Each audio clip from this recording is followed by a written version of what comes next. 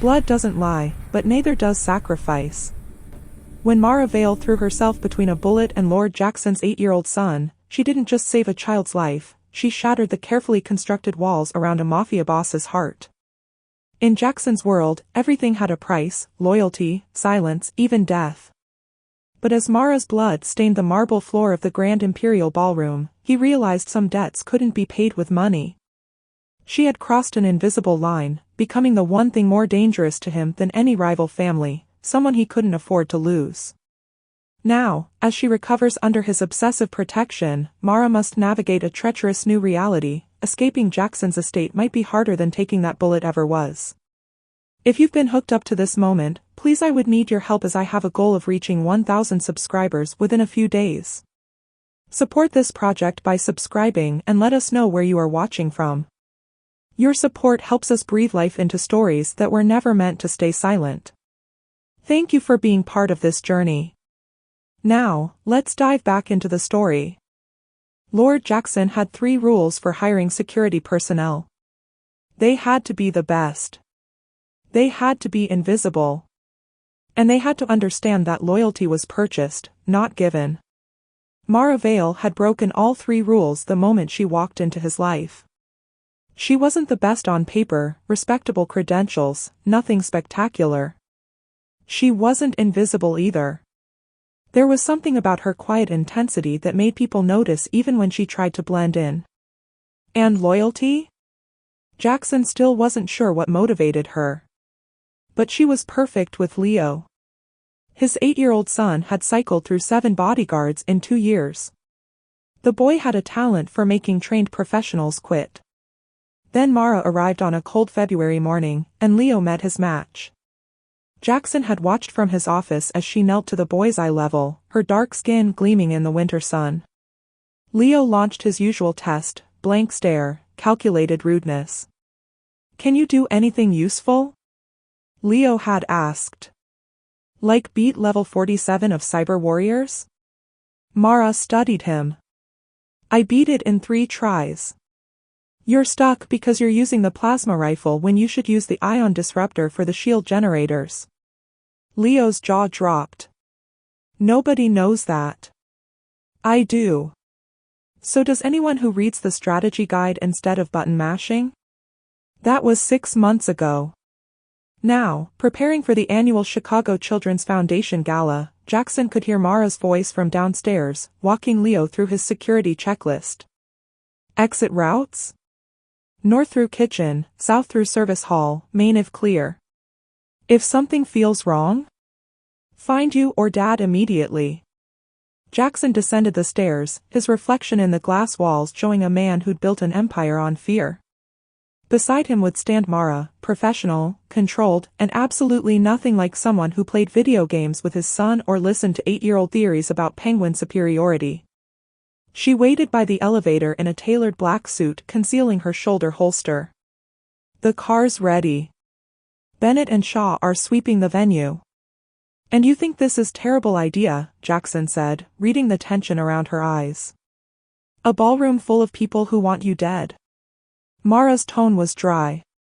"What could possibly go wrong? Your optimism is inspiring. I save it for special occasions. Like funerals." The irony wouldn't be lost on him later.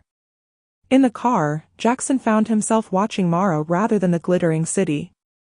She checked her phone, confirming details with the security team. No jewelry, no wedding ring, nothing personal. She'd stripped away every detail beyond her function. "Why work for me?" he asked suddenly. Mara looked up, surprised. "You pay well. The job is clear. Your son deserves someone serious. Most people have strong opinions about what I do. I'm not paid to have opinions, Mr. Jackson. I'm paid to keep Leo alive." "It's just Jackson." Her steady gaze met his. "Everyone makes choices about survival. I don't have to agree with yours to do my job." The Grand Imperial Hotel blazed with light and cameras. Inside, Chicago's elite mingled in their finest masks, corrupt politicians playing philanthropist, corporate raiders pretending charity. Jackson hated these necessary evils. The evening proceeded with predictable tedium until the third waltz, when Jackson saw it in Mara's posture, sudden tension, her hand moving toward her weapon. 3 men in dark suits. Moving with purpose. Hands inside jackets. Assassins. Mara was already moving toward Leo, her body becoming a shield. The first gunman raised his weapon, the trajectory clear. The bullet was meant for his son. But Mara didn't duck. She simply shifted, placing herself directly in its path. Gunfire shattered the ballroom's elegance. And Mara Vale, the woman who never smiled, who guarded her secrets, who'd given his son permission to be a child again. She fell. Time fractured into fragments Jackson would replay for weeks. Mara's body hitting the marble. The crimson bloom spreads across her white shirt. Leo's scream raw and terrified in a way that cut deeper than any bullet. The chaos erupted as his security team eliminated the 3 gunmen with brutal efficiency. But all Jackson saw was Mara. He caught her before her head cracked against the floor, his hands instantly warm with her blood. Her eyes were open, focused on Leo even as shock began to set in. "Get him out," she whispered, each word costing her. "Vincent, he's not." "Don't talk." Jackson's voice came out harder than he intended, fear disguised as command. "Stay with me." "Behind you," she managed, then her eyes rolled back. Jackson spun, still holding Mara, and saw what she'd noticed in her final conscious moment. A 4th man, dressed as waitstaff, raises a weapon toward Leo. Bennett took him down before the shot was fired. "Ambulance is 2 minutes out," someone shouted. Jackson pressed his hand against Mara's shoulder, trying to slow the bleeding. Her blood seeped through his fingers, hot and accusing. In his world, people died regularly. He'd ordered deaths, witnessed deaths, caused deaths with cold calculation. This was different. This was someone bleeding for his son. For Leo, who was sobbing into his grandmother's shoulder, his young face pale with trauma Jackson had sworn to prevent. "You don't get to die," Jackson told Mara's unconscious form. "That's not how this ends." The ambulance arrived in a screaming blur of lights. Paramedics worked with practiced speed, but Jackson saw the concern in their eyes. Too much blood. Too close to major arteries. "Sir, you need to let go," a paramedic said gently. Jackson's hands were still on Mara, still trying to hold her together through sheer will. He forced himself to release her, watching as they lifted her onto the stretcher. "I'm riding with her," he said. Not a request. In the ambulance, machines beeped and medical jargon flew. Jackson sat pressed against the wall, watching strangers fight to save a woman he'd known for 6 months but suddenly couldn't imagine losing. Her hand hung off the stretcher, limp and blood-stained. Without thinking, Jackson reached out and held it. Her fingers were cold. "She's strong," the paramedic said, catching his expression. "Vitals are holding." Strong. Yes, she was. Strong enough to take a bullet meant for a child without hesitation. Strong enough to spot a 4th threat while her own blood pooled beneath her. Strong enough to make Jackson, a man who'd built an empire on the principle that everything had a price, realize some debts couldn't be calculated. At the hospital, they wheeled Mara into surgery. Jackson stood in the hallway, his expensive suit ruined with her blood, and called Thomas. "Leo? Safe with your mother at the estate." Shaken, but physically unharmed. "The shooters? All dead. We're identifying them now." Jackson's jaw tightened. "I want to know who sent them. I want names, connections, everyone involved." "Already on it, sir." He ended the call and looked down at his hands. Mara's blood had dried in the creases of his palms, under his fingernails. Evidence of her sacrifice literally staining his skin. A nurse approached with a clipboard. "Mr. Jackson? We need information about the patient. Next of kin, medical history." "I don't know." The admission felt like a failure. 6 months, and he knew she beat video game levels and treated his son with patient respect, but he didn't know who to call if she died. What kind of employer was he? What kind of man? The surgery took 4 hours. The surgeon emerged at 2:47 a.m., still wearing blood-spattered scrubs. Jackson rose from the waiting room chair he'd occupied for 4 hours, his body rigid with tension. "She's alive," the surgeon said, and Jackson felt something unclench in his chest. The bullet missed the subclavian artery by millimeters. Another inch and she wouldn't have made it to the hospital. "As it is, she's lost a lot of blood, but we've repaired the damage. She's stable. When can I see her?" "She's in recovery now. Give us another hour to get her settled in the ICU." The surgeon paused. "She's lucky. And incredibly brave, from what I understand." "Lucky?" Jackson almost laughed. There was nothing lucky about taking a bullet. He returned to the waiting room, unable to sit. His phone had been ringing constantly, his mother checking on Leo, his lieutenants reporting on the investigation, lawyers already positioning for damage control. Jackson ignored most of it. Vincent. Mara had tried to say the name before she lost consciousness. Vincent. His cousin. The snake who'd been circling Jackson's territory for years, too careful to move openly but too ambitious to stay loyal. Jackson pulled out his phone and called his head of security. "Tell me about Vincent. We're tracking him now. He left the country 6 hours before the gala. Private jet to the Caymans. Convenient." Jackson's voice could have frozen blood. "What else?"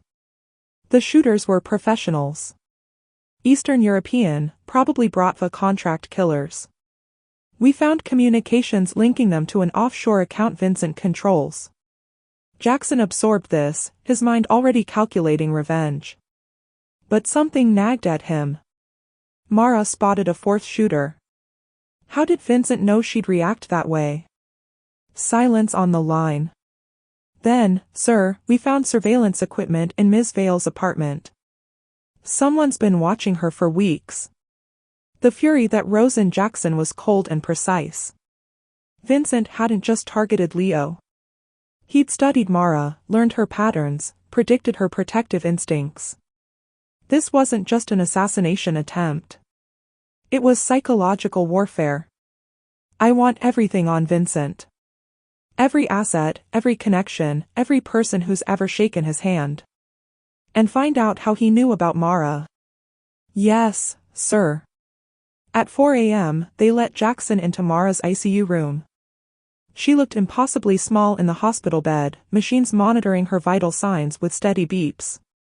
Her shoulder was heavily bandaged, her dark skin ashen from blood loss.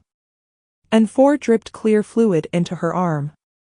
Jackson pulled a chair close and sat. In sleep, Mara's face had lost its careful control. She looked younger, more vulnerable. He realized he'd never seen her truly relaxed before. "You're fired," he said quietly, echoing her words from the ballroom. "No severance pay for getting shot." She didn't respond, lost in medicated unconsciousness. Jackson leaned back, studying her. 6 months of professional distance, and he'd never asked the important questions. Did she have family who should be notified? Friends who'd worry? Someone waiting for her to come home? The thought of her bleeding out alone in that ballroom, with no one knowing to mourn her, made something twist in Jackson's gut. "I won't let him get away with this," he told her while sleeping. "Vincent wanted to break me by taking what I care about. He just made a fatal mistake." Because Jackson was beginning to realize, with the uncomfortable clarity that comes at 4 a.m. in hospital rooms, that Mara Vale had become more than just his son's bodyguard. She'd become someone he couldn't afford to lose. The machines beeped steadily. Dawn was still hours away. Mara woke to the smell of antiseptic and the persistent beeping of machines. Her shoulder screamed with pain, and for a disoriented moment, she couldn't remember where she was or why everything hurt. Then it crashed back. The ballroom. The gunman. Leo's terrified face. The bullet. She tried to sit up and immediately regretted it. Pain lanced through her shoulder, sharp enough to steal her breath.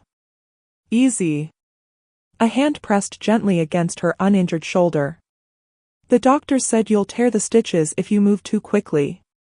Mara's eyes focused on Lord Jackson sitting beside her hospital bed. He looked terrible, suit rumpled and stained with dried blood, stubble darkening his jaw, eyes red-rimmed from lack of sleep. She'd never seen him anything less than perfectly composed. Leo? Her voice came out hoarse. Safe. Physically unharmed, emotionally traumatized, and asking about you every 10 minutes. Jackson's expression softened slightly. My mother's with him at the estate. Relief flooded through her. The other shooters? Dead. All 4 of them. Jackson leaned forward, elbows on his knees. You tried to warn me about Vincent before you passed out. Mara's mind raced through fragmented memories. The 4th shooter. I recognized his stance. Military training, but the wrong kind. Vincent uses ex-Spetsnaz contractors. Jackson's eyes sharpened. How do you know that? She'd said too much. The medication was loosening her usually careful tongue. I pay attention. Mara. Jackson's voice dropped, taking on an edge that probably made his enemies confess secrets. Someone planted surveillance in your apartment. They studied you for weeks. Vincent knew exactly how you'd react to protect Leo. So I'll ask again, how do you know about his contractors? The room felt too small suddenly. Mara had spent 9 years building walls around her past, and Jackson was dismantling them with surgical precision. I used to work at a different security, she said finally. The kind that involved knowing who the major players were and how they operated. Government? Something like that. And you left to babysit a Mafia boss's son? Jackson's tone held genuine curiosity. That's quite a career change. Mara met his gaze. Even exhausted and bloodstained, Jackson radiated power. But she'd learned not to be intimidated by powerful men. I left because I got tired of protecting people who didn't deserve it. At least with Leo, the job is honest. Something flickered in Jackson's expression, surprise, maybe, or recognition. You think my son deserves protection, but I don't? I think your son didn't choose this life. You did. Mara shifted, wincing at the pain. But that's not my business. My business was keeping him safe, which I did. Was? Jackson caught the past tense immediately. I took a bullet. Pretty sure that voids my employment contract.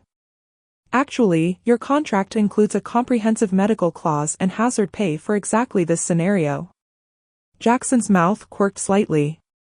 I'm thorough with paperwork. Of course you are. Mara closed her eyes, suddenly exhausted. Vincent's not done. If he went through this much trouble, it wasn't just about Leo. I know. He wanted to prove I could be broken. Jackson's voice went cold. He was testing whether I'd develop a weakness. Something that couldn't be bought or negotiated.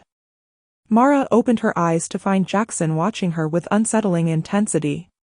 He failed, Jackson continued quietly. Because you're not a weakness. You're the most dangerous thing Vincent never saw coming. What's that? Someone who makes me care whether they live or die. The machines beeped in the silence that followed. Mara didn't know what to say to that. Neither, apparently, did Jackson. 3 weeks later, Mara sat in Jackson's private estate, arm in a sling, arguing with him for the 14th time that day. I'm leaving, she insisted, setting down her coffee with her good hand. I've recovered enough. No. That's not your decision. I'm making it my decision. Mara laughed, sharp and frustrated. What are you going to do? Shoot me yourself? At least that would be honest. They were in Jackson's study, all dark wood and leather, walls lined with books he probably never read. Leo was at school, guarded by Bennett and 2 other security personnel. The estate felt too quiet, too isolated. Too much like a gilded cage. Jackson stepped closer, his expression unreadable. "You think this is about control? Isn't everything with you?" "I tracked down who ordered the hit," he said quietly. "Do you want to know who it was?" Mara went still. They danced around this conversation for weeks. "Who?" "My cousin, Vincent. He thought killing Leo would clear his path to my territory." Jackson's jaw tightened. "But here's the plot twist, Mara. The gun that shot you? I recognized it. It belonged to my late wife." The revelation hung between them like smoke. Mara's eyes widened. "Your wife, she's alive?" "Was alive. Vincent had her killed 3 years ago and took her weapon as a trophy. I've been hunting shadows while the snake was in my own family." Mara absorbed this, the pieces clicking into place. Isabella's death, Leo's trauma, Jackson's obsessive security measures. "You didn't know." "I thought it was the Volkov family. Started a war over it." Jackson moved to the window, staring out at the manicured grounds. "Killed a lot of people for the wrong reasons. And now? Now Vincent's in the wind. But he made a mistake." Jackson turned back to her. "There's more. Vincent knew exactly how you'd react. He studied you for weeks. This wasn't about Leo, it was about you. He wanted to see if the infamous Lord Jackson could be broken by something money couldn't fix." The weight of it settled over Mara like a heavy blanket. "So I was the real target." "You became the target the moment my son started smiling again." "When I started." He stopped, the words seemingly foreign on his tongue. "When I started caring whether you left or stayed." Mara sat down slowly on the leather couch. "That's the most expensive bullet I've ever taken." Jackson almost smiled. "Send me the bill." "I don't think you can afford it, Lord Jackson." "Try me." The study door burst open. Leo rushed in, still wearing his school backpack, Bennett close behind looking apologetic. "Sorry, sir." He insisted. "Mara." Leo crossed to her, then stopped short, suddenly uncertain. "Does it still hurt?" "Only when I try to do jumping jacks," Mara said. "So I've quit my Olympic gymnastics career." Leo's grin was worth every stitch in her shoulder. He sat beside her carefully. "Dad says you're staying." Mara glanced at Jackson. "Your dad is assuming things. Are you leaving?" Leo's voice went small. And there it was, the real trap. Not Jackson's money or authority, but this 8-year-old boy who'd learned to trust her. Who'd started calling his father, Dad, again. Who'd survived attempted murder and needed someone steady. "I haven't decided," Mara said honestly. Jackson's phone buzzed. He glanced at it, and his expression went cold. Vincent just surfaced. He sent a message. What kind of message? An invitation. He wants to negotiate. Mara stood, ignoring the pain. It's a trap. Obviously. Jackson's smile was predatory. That's why we're going to accept. The message had been delivered through careful channels, encrypted, routed through 3 countries, and dripping with Vincent's trademark arrogance. Cousin, let's discuss terms. Neutral ground. Come alone, or don't come at all. You know where to find me. Jackson did know. The old Riverside warehouse district, technically abandoned but actually a no-man's land where Chicago's criminal families occasionally met under flags of truce. Vincent choosing it meant he wanted witnesses, insurance that Jackson wouldn't simply execute him on sight. You're not going alone, Mara said, her tone leaving no room for argument. They were in Jackson's secure communication room, Leo safely upstairs with his grandmother. Bennett and Shaw stood by the door, waiting for orders. Vincent specified. Vincent wants you dead or compromised. Mara cut him off. I don't care what he specified. You walk into that warehouse alone, you don't walk out. Jackson studied her. 3 weeks of recovery had returned color to her face, but she still moved carefully, protecting her healing shoulder. The fire in her eyes, though, that had never dimmed. What do you suggest? I go with you. Hidden position, overwatch. Bennett and Shaw secure the perimeter. Mara pulled up building schematics on the computer. Vincent will have his own security, but he'll be expecting your team to stay obvious and distant. He won't expect me on a rooftop with a rifle. You can barely move your shoulder. I shoot left-handed when necessary. Her expression was flat. And I'm not letting you walk into an ambush after I took a bullet to prevent the last one. Something in Jackson's chest tightened. This woman, stubborn, secretive, infuriating, had thrown herself between death and his son without hesitation. Now she was volunteering to do it again. Why? He asked quietly. Mara looked up from the schematics. Why what? Why do you care if I walk into a trap? You said yourself, I chose this life. She held his gaze for a long moment. Because Leo needs his father. Because Vincent killed your wife and tried to murder your son. And because. She paused, seeming to wrestle with the words. Because someone should have your back, even if you're too proud to ask for it. Shaw coughed awkwardly. Bennett suddenly found the ceiling fascinating. Jackson dismissed them with a gesture. When the door closed, he moved closer to Mara. You're not responsible for protecting me. I'm aware. You could walk away. Take the hazard pay, disappear, start over somewhere Vincent's vendetta won't reach you. I could, Mara agreed. Is that what you want? The question hung between them, loaded with implications neither seemed ready to examine. What I want, Jackson said carefully, is to end Vincent before he destroys what's left of my family. But I won't let you risk your life again for a man you don't even like. Mara's expression softened slightly, the first crack in her professional armor he'd seen since the hospital. I never said I didn't like you. You've made your opinion fairly clear.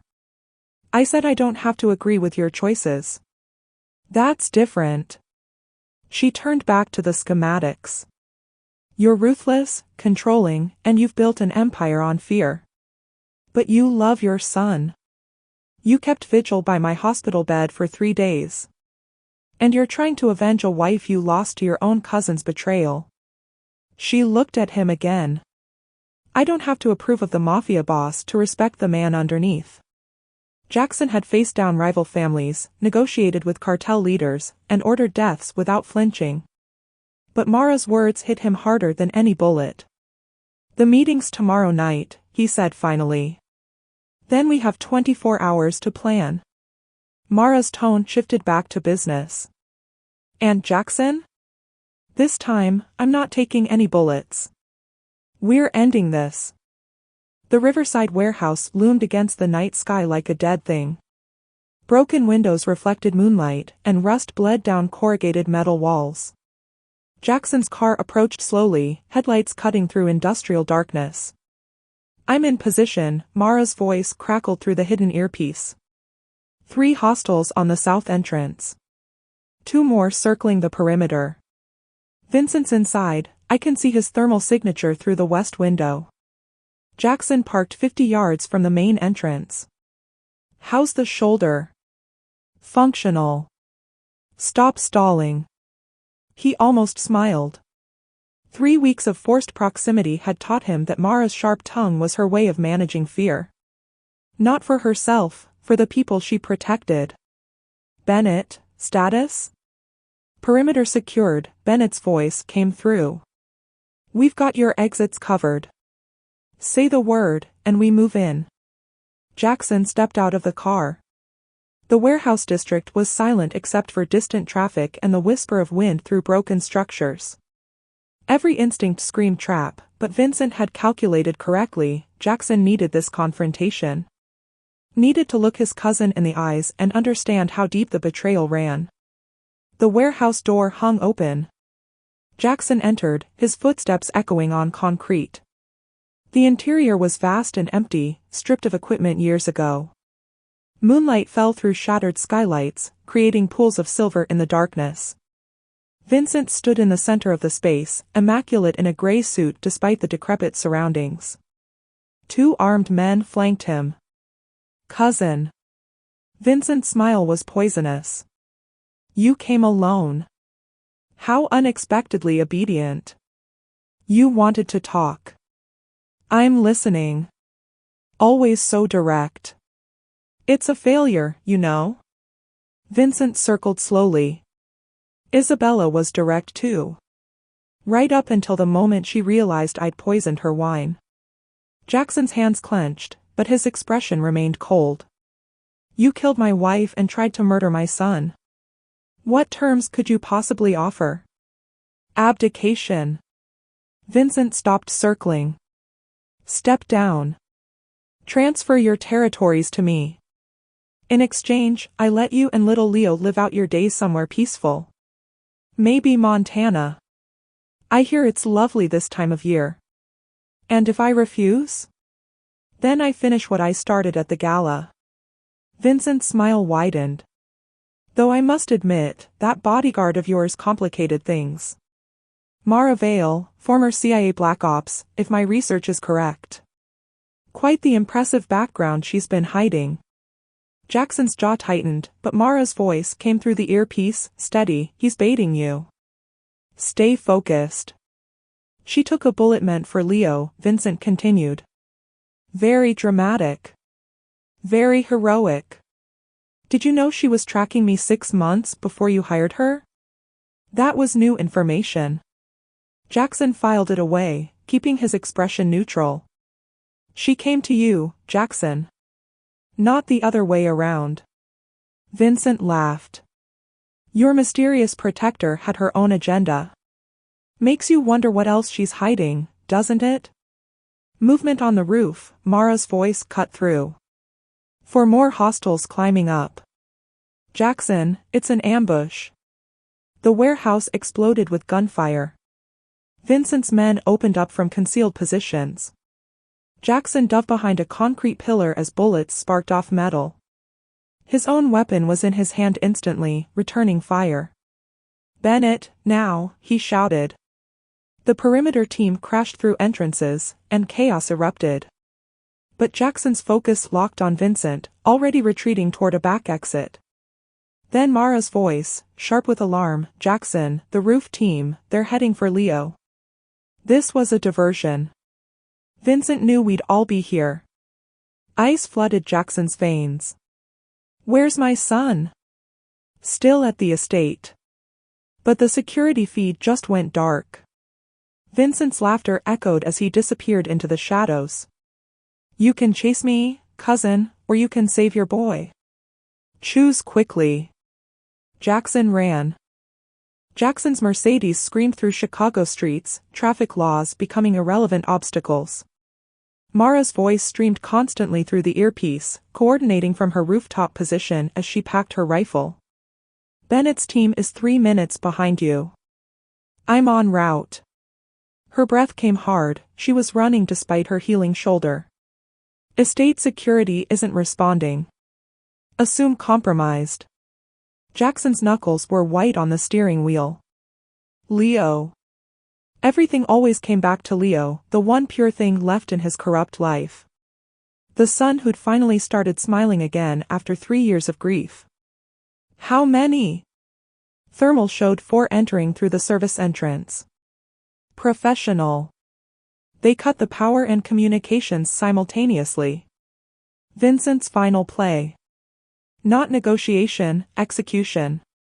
While Jackson wasted time at the warehouse, his cousin's real team moved on the only target that mattered. The estate appeared ahead, its usual blazing lights now dark except for emergency generators. Jackson killed the headlights and drove through the main gate, which hung open, disabled from inside. He was out of the car before it fully stopped, weapon drawn, moving with lethal purpose toward the house. Every second mattered. Every breath felt like eternity. The front door was ajar. Jackson entered low and fast, scanning corners. The foyer was empty, furniture overturned. Signs of brief struggle. Leo. His voice echoed through darkness. Movement upstairs. Jackson took the steps 3 at a time, his heart hammering against his ribs. Leo's room was at the end of the hall, door closed, light bleeding underneath. He approached carefully, listening. Voices inside. Male. Unfamiliar. Then a small, defiant voice, "My dad's going to kill you." Leo. Alive. Angry. Jackson kicked the door open. The scene burned into his memory instantly. Leo backed against the wall, his grandmother unconscious on the floor. 3 men in tactical gear, weapons drawn but not yet firing. They'd been waiting. For him. Mr. Jackson. The lead operative smiled. Vincent sends his regards. He wanted you to watch. The man raised his weapon toward Leo. Jackson fired twice, center mass, then headshot. The operative dropped. The second man turned, and Jackson put 3 rounds through his chest before he could aim. The third dove behind Leo's bed, using it as cover. A standoff. The man had the angle on Leo. Jackson couldn't get a clean shot. "Come out, and I let the boy live," the man called. "Vincent wants you dead more than he wants the kid. That's the deal." Jackson's mind raced through probabilities. He didn't believe Vincent's deal for a second. But he needed time for. Glass shattered. The third operative jerked, then fell, a neat hole through his temple. Mara stood at the window on a ladder, her rifle steady despite her damaged shoulder, face set in grim determination. "Clear," she said. Jackson crossed to Leo in 2 strides, pulling his son into his arms. The boy was shaking but unharmed, his small hands gripping Jackson's jacket. "I knew you'd come," Leo whispered. "I knew she'd come." Mara climbed through the window, immediately checking Jackson's mother. "She's breathing. Drugged, probably. We need medical care." Bennett's team arrived moments later, securing the estate. Sirens wailed in the distance.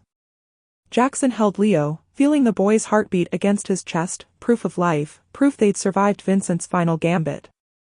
"For now. This doesn't end until Vincent's dead," Mara said quietly, meeting Jackson's eyes over Leo's head. "I know." Jackson's voice was granite. "And tomorrow, we finish it." Mara nodded. For the first time since they'd met, Jackson saw something beyond professional competence in her expression. She saw him. I really saw him. Not the Mafia boss or the employer. The father who'd almost lost everything. "Tomorrow," she agreed. Together. Vincent's location came through at dawn, a private airfield 40 miles outside Chicago. He was running, finally, his carefully constructed plan shattered by one stubborn bodyguard and a father's desperation. Jackson stood in his study, watching sunrise paint the city gold. Leo slept upstairs, exhausted and safe. His mother was recovering in the guest room, guarded by Bennett. Everything he loved, nearly destroyed. "The plane leaves in 2 hours, Mara said from the doorway. She wore tactical gear, her injured arm heavily wrapped but functional. "We move now, or he disappears." Jackson turned. "I need to ask you something. Vincent said you were tracking him before I hired you. Is that true?" Mara's expression didn't change, but something flickered in her eyes. "Yes." "Why?" She crossed to him, stopping a few feet away. "Because Vincent killed my partner 3 years ago. The same night he killed Isabella. We were the CIA, tracking his weapons trafficking. My partner got too close, and Vincent had him executed. Her voice stayed steady, professional. I left the agency, spent 2 years finding proof.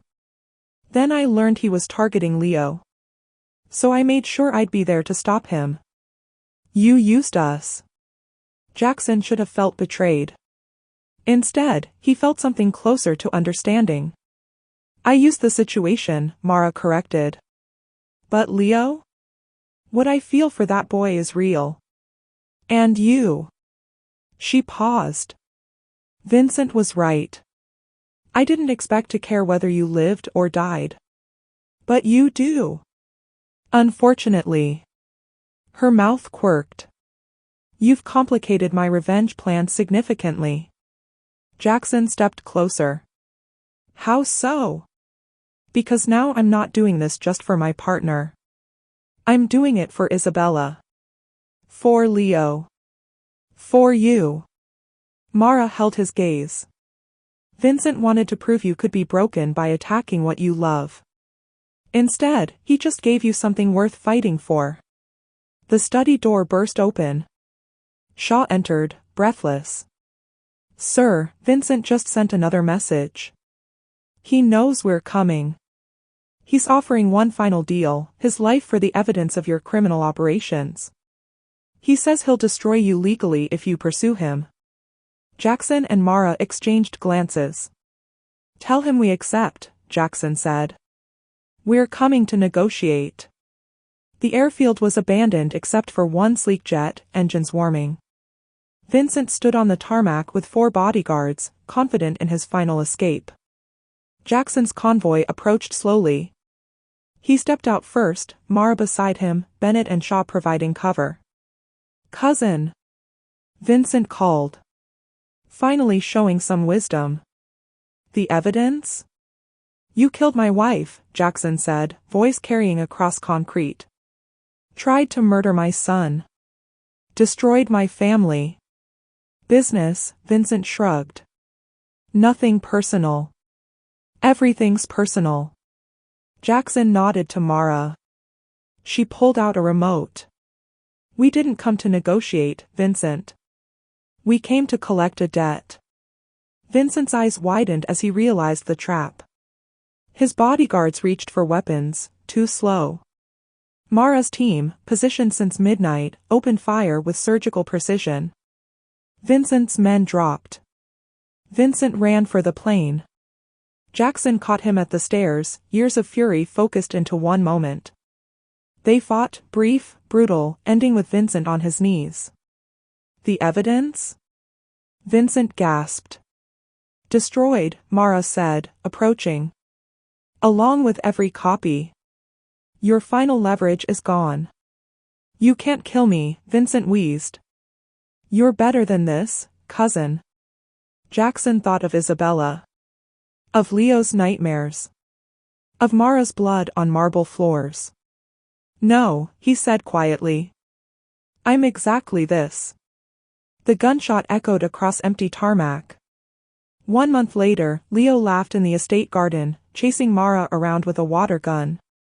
She was letting him win, her shoulder finally healed, her smile, rare and beautiful, lighting her face. Jackson watched from the terrace, coffee in hand. Bennett approached.